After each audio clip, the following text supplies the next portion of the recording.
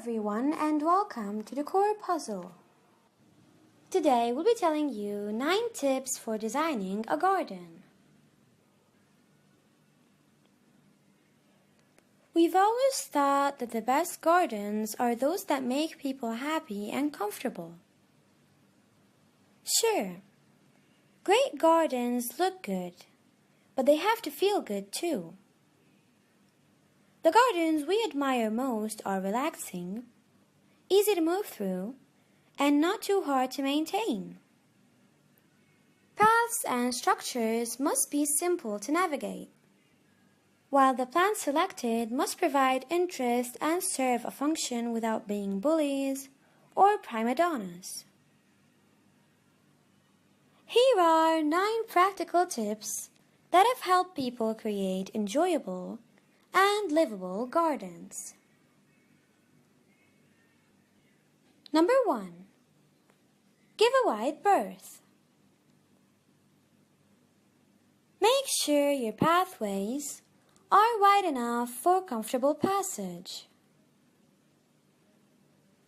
Nobody enjoys squeezing through narrow spaces, indoors or out.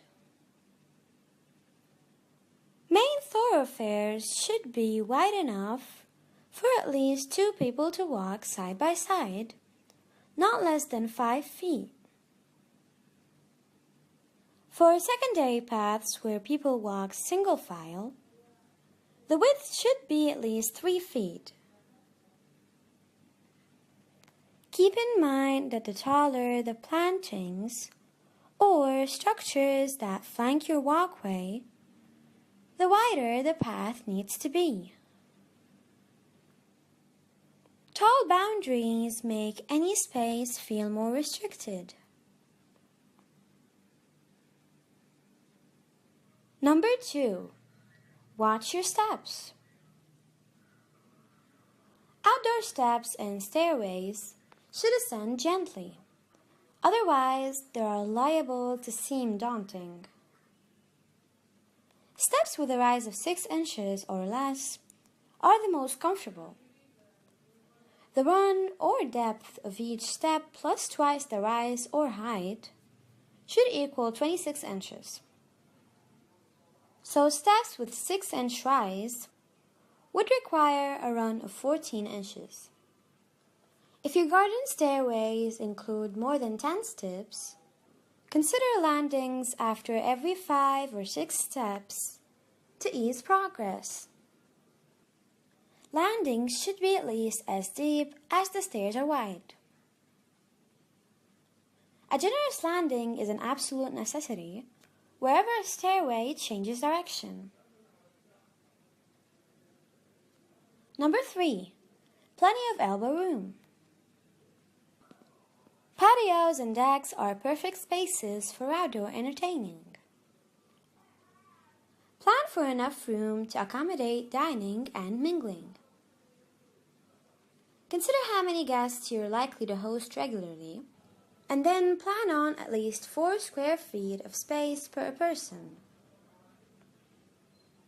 Outdoor dining means outdoor furniture, so try to leave a 3-foot wide perimeter of open space around any furniture grouping to allow for comfortable circulation. Number 4. Steady on your feet. Be certain that any paving provides secure footing. Avoid slick surfaces or loosely set pavers that wobble.